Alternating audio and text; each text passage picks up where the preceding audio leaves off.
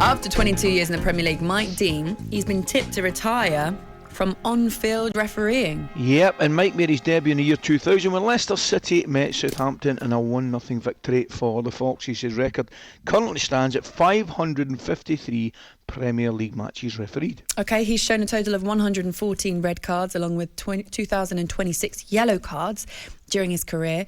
He's taken charge of the FA Cup final, the League Cup final and the Community Shield. And also, I've just had a few messages in.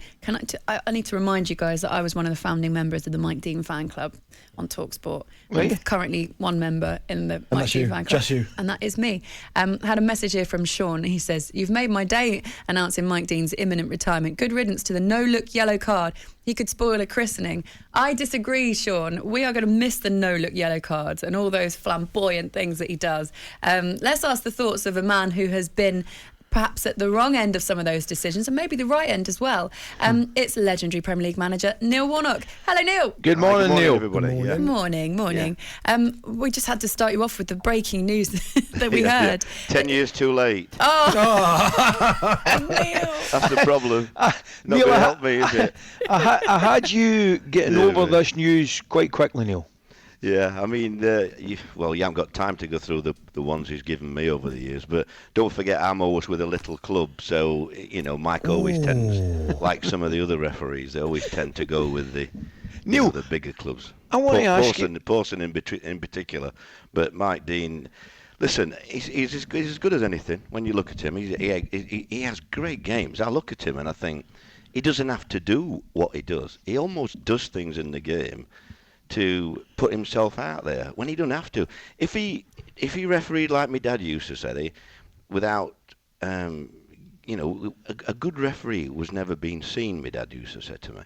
And he could referee like that, but he has to do that extra bit for some reason. He has to do that extra bit in the limelight. But overall, he's a very, very good referee. He knows everything about it. It's just that he gets carried away. Neil, tell me your opinion on refereeing in general.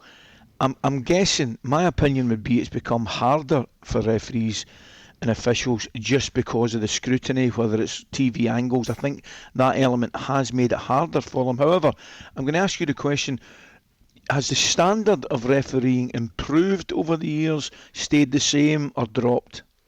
It had a period about 6 or 7 years ago where I thought, wow, they're going to be good, these lads. You might well have us coming through and people like that. But it's deteriorated so much in the last 2 years. You can't. I mean, there's a lad called Andrew, I think it's Gillett, an Australian lad who's just coming into it. He's the best I've seen in the last sort of 8 years, really, coming through. And he's come from Australia. Mm-hmm. But I look at some of the others now, and it's wow. I mean, I watched the highlights on Saturday night, and I thought on Saturday night, thank goodness I'm calling it a day. When I look at some of the, because I'm only going to get myself in trouble again. Are you going to send Mike a happy retirement card? I wouldn't spend 12 pence on him. No, whatever the cost of a stamp, I wouldn't spend it on Mike Dean. If I'm honest, it's cost me more than that over the years. Neil, do you think almost referees in general have become maybe a little bit lazy because of VAR? They almost feel like they don't have to make a decision because VAR will bail them out. They do, but it comes from leadership. Honestly, it does. They don't have the leadership. You know what I think about Mike Riley. When he refereed me, his first time he refereed me was at Hartlepool. And he was so bad, and I remember saying, can I see you after the game, referee? And he, yeah. And I goes after half an hour like he tells me, and at Hartlepool, I said to him, where's the referee? He'd run across the pitch to get out of the car park, and I actually chased him and had a chat with him in the car park.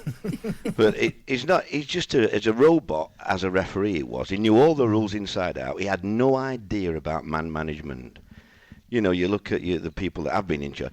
Keith Hackett might have had his faults, but good man management and talking to players. That's my point, Neil.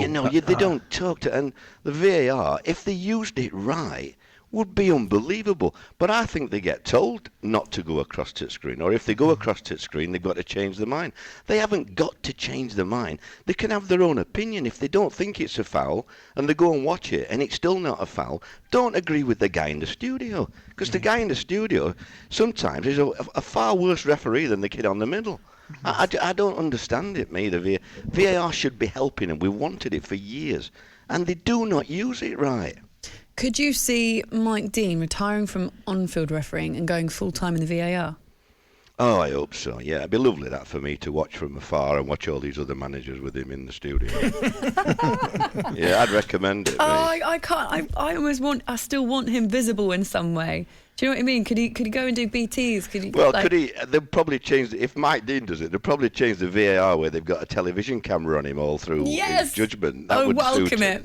Yeah. I would absolutely welcome it. Okay, we're going to move on because I want to ask you about a few other things that's going on in the world of football at the moment. Yeah. Crystal Palace at the weekend, big 4-0 win at Selhurst Park, puts them into the semi-finals of the FA Cup. And one of the big stories this morning is the continued fallout at Everton. As a manager, Neil, what do you think about the situation that Frank's in at the moment, and how does he get a tune out of this Everton side? I don't think he's ever come up against the problem he's got at the minute. You go to a new club and they've got Premier League players, and as you've seen they have had the moments where they've played well. It's all about confidence, but I don't think it's a time. If I'm honest, I think Frank's got to be a little bit careful of what he says in the press. Yes, he might think that, and he might. I think when you're a young manager, you want to justify when it's not your fault, it's the player's fault. But you start blaming the players publicly, and you're on a slippery slope there. You've got to be careful, especially with only 9 games left. He's got to be buttering up. When I took over one place, I can't remember which one it was now, and I remember Ronnie Jepson, I think it was, who said to me, why do you tolerate him? And I said, Ron, I've got to get 12 games out of him to keep us up, and then I'll bomb him out. So I'm going to be as nice as I can to him. I'm going to tell him how good he is. I'm going to make him play out of his skin if I can, get the best out of him. But he won't be here next season. And that's what you've got to do. I think you've got to be careful lambasting them when, some of them, it's all a matter of confidence. I mean, that penalty was a disgrace, wasn't it? I mean, that would have been a 1-1, give him a massive lift, and it killed him. And that's just another refereeing decision. But you can't keep looking back at that. He's got to move forward now. And I don't think coming out publicly will help him in the last couple of months. Even if he thinks that, he's got to think that, because that's what they are. He's got to sort the back out. And I think defensively, I think it was Ali that was talking about it earlier. I think they've been very poor defensively. I don't think Keane's played really well for a number of years now. And I don't think they've got a defensive unit there. So it is going to be difficult, because he's never come up across it before. Frank, he's always had either young lads or he's got good teams and whatever. And all of a sudden, he's up against this problem where he thinks he's cracked it 1 minute and then it's a nightmare the next. So it's great for Frank, though. He'll learn from this. He'll learn from this the last couple of months in his career, and he'll store it for future times. But it's going to be interesting. He's very fortunate that there's a few bad teams below him. Yeah. Unfortunately, we've run out of time with you, Neil. So please come back on again soon. It's always wonderful to hear from you. And to you, Laura. I don't know how you do it with these lads. You're like a breath of fresh air, you lot. It's a nightmare, honestly. I know you are, don't it? They are, I know. Have a good day, Thank you mate. so much. Okay, Speak see to you you later. soon. talkSPORT Breakfast with Laura Woods. Monday to Wednesday mornings 6 till 10. On AM, on DAB, via the talkSPORT app and on your smart speaker. talkSPORT.